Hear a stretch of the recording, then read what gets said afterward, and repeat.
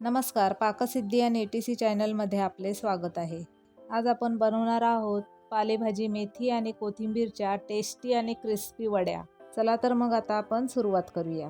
इथे तुम्ही पाहू शकता मेथीची पालेभाजी आणि कोथिंबीर साफ करून स्वच्छ धुवून इथे मी समप्रमाणात घेतली आहे. ही मेथीची पालेभाजी